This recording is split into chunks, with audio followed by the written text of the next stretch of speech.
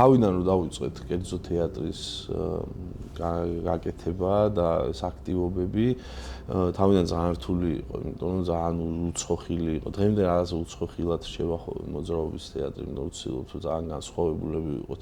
მაგრამ განსხვავებულები არა მარტო თქვა შემოქმედებითად, არამედ მართვის სტილიც არის რადიკალურად განსხვავებული სახელმწიფო თეატრებისგან.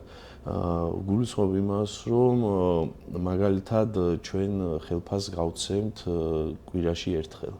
ეს ლაპარაკია, თქვათ, ყოველთვიურად, როდესაც სარეპერტუარო სპექტაკლებს ვასრულებთ ხოლმე. თუ თქვათ, გარე აქტივობებია ხოლმე, პირდაპირ გავცემთ ხოლმე, ხანდახან წინსწრებით გავცემთ ხოლმე ამ თანხას. იქიდან გამომდინარე, რომ ეს მთელი ფსიქოლოგია თეატრის მართვის სტრუქტურის.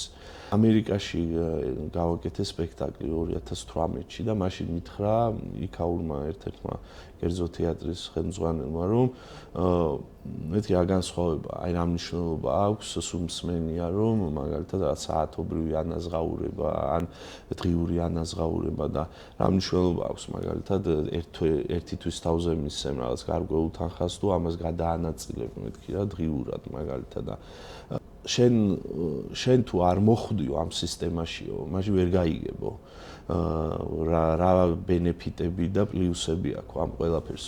და რომ დავბრუნდი, მე გადმოვედი აი ამ მოდელზე, რომ გამეცა ყოველკვირეულად და ეს რაღაც ძალიან მკაცრად ყოველ სამშაბათ დღეს, მაშინ როცა თქვა შაბათ-კვირას ვითამაშებთ სპექტაკლებს, სამშაბათ დღეს აუცილებლად დღემდე გავცემ ხოლმე თანხას. და ეს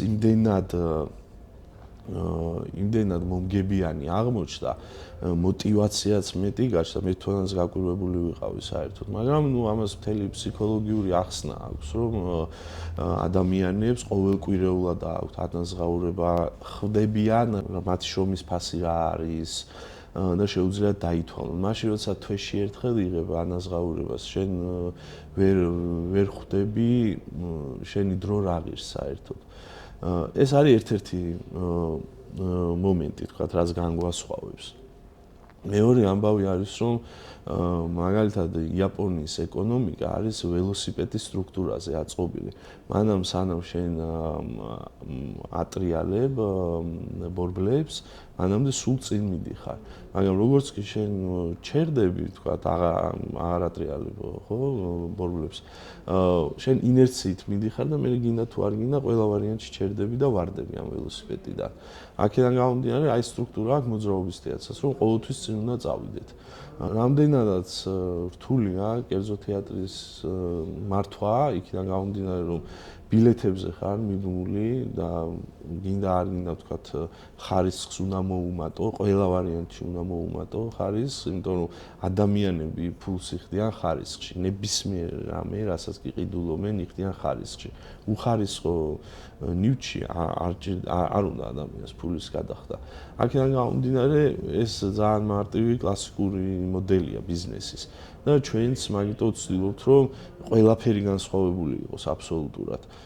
სცენაზეც ისეთი რამე დახვდეს მაყურებელს, რაც არასოდეს არ უნახავს. ყოველ შემთხვევაში ჩვენ გარემოში არ უნახავს. და ეს მეტ უპირატესობას გვაძლევს მაგალითად სხვა თეატრებთან დამოკიდებულებაში.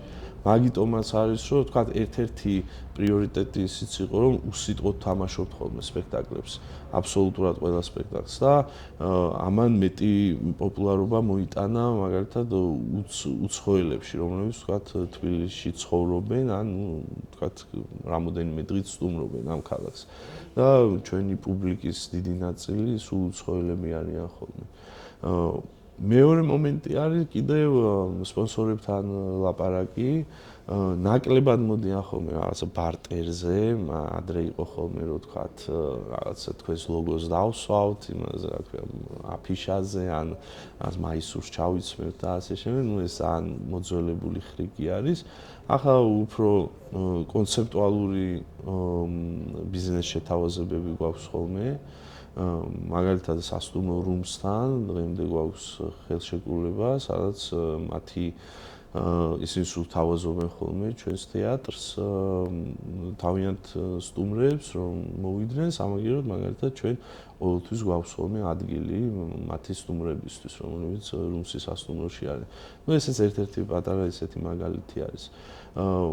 ხშირად არის ხოლმე რომ თქვათ იყო ესეთი შემთხვევა, მაგალითად გავაკეთეთ სპექტაკლი ასტიგმატისტები, რომელიც მოგონილი სიტყვა არის, მაგრამ არის ოჯახზე ასტიგმატიზმი აწუხებს თელ ოჯახს და მივედით კომპანია კენართან, რომელიც სათვალეების კომპანიაა და რაღაცნაირად გამოკვნენ ამ ამბავში და მათი ხელშეწყობით გავაკეთეთ სპექტაკლი. ესე პირდაპირ კავშირში შეიძლება არ იყო, თქვათ, კომპანია კენართან რაღაც კავშირი, მაგრამ ყოველ შემთხვევაში აი კონცეპტუალურად გამოყვნენ. იქიდან გამომდინარე, რომ ასტიგმატისტების ოჯახი იყო და კომედია და მათთვისაც უფრო მეტი რაღაც პოპულარობისთვის საშუალება მიეცათ, რომ რაღაცა გარკვეული თანხა ჩაედოთ სპექტაკლში. ამიტომ ჩვენ ძალიან ვცდილობთ ხოლმე, რომ ისე აქტიურად ვითანამშრომლოთ სხვადასხვა კომპანიებთან. და ყველა მიმართულებით ვცდილობთ რომ შევინახოთ თეატრი.